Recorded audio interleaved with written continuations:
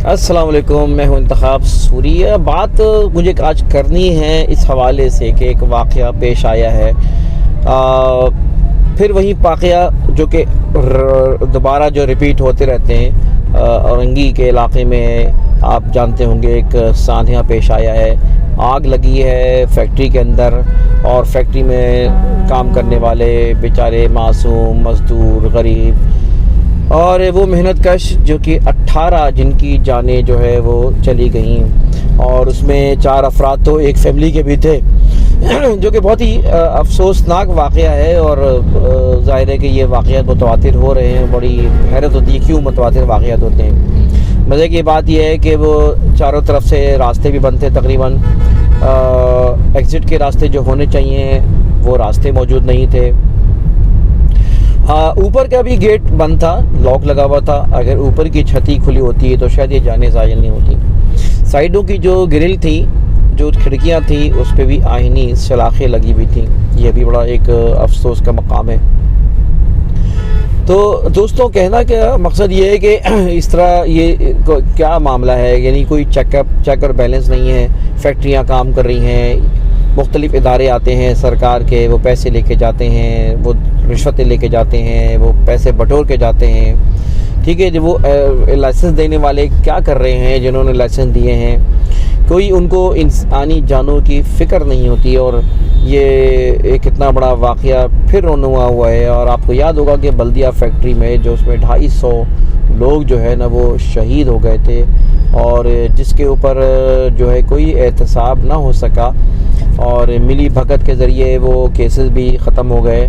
बड़े बड़े नाम थे उनके अंदर, लेकिन वहीं के जो कायदे आज़म या पैसा जिसको खिला दिया जाए या जहाँ पे ताल्लुक़ात हों, वहाँ जहाँ पे जो है अक़रबा परवरी हो, जहाँ हुकूमत अपने मफादात की खातिर लोगों को लेके चल रही होती है, तो फिर वहाँ ये मामला पेश आता है कि वो जो है ना वो बड़े बड़े छोड़ दिए जाते हैं और छोटे मोटे लोगों को जो है पकड़ लिया जाता है, उनको निशान इबरत बनाने की कोशिश की जाती है। बल्दिया फैक्ट्री में आज तक के वहाँ के लोग जो है ना उनको मुआवजा भी नहीं मिल सका सही। उनको आज तक भी उनके जो है ना ज़ख्मों को पुर नहीं किया जा सका, इसलिए कि वो बेचारे गरीब थे, वो बेचारे मासूम थे। और बड़े बड़े नाम जिन्होंने उसमें बिल्कुल वाज़ेह हो गए थे किन लोगों ने कार्रवाई करवाई, किन लोगों ने जो है ना ये जो है भत्तों के ना मिलने के ऊपर उन्होंने कार्रवाई कराई।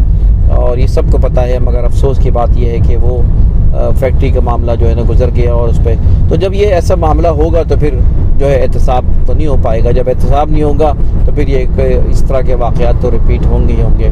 तो मैं कहना ही चाह रहा हूँ कि इस वक्त जो वाक़या सामने पेश आया वो उसमें यकीनन जो है ना वो एक सख्त तरीन उसकी जो है मतलब सरजनिश होनी चाहिए, उसका एहतसाब होना चाहिए।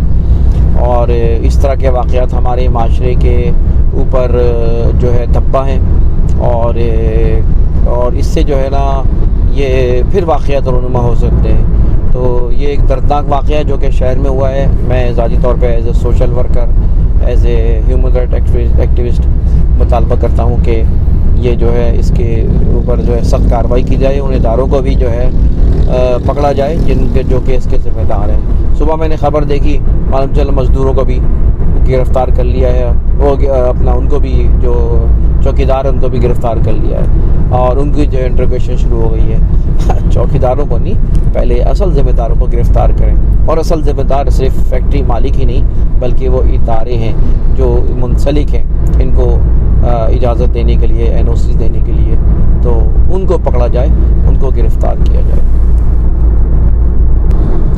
और मैं थोड़ा सा तरदीद करती हूँ इस बात की कि मैंने जो लफ्ज़ इस्तेमाल किया है औरंगी का, ये औरंगी मेहरान टाउन का वाक़या है। माज़रत चाहता हूँ कि औरंगी मेहरान टाउन में एक ये अफसोसनाक वाक़या पेश आया है और इसकी हम सख्त मज़म्मत करते हैं।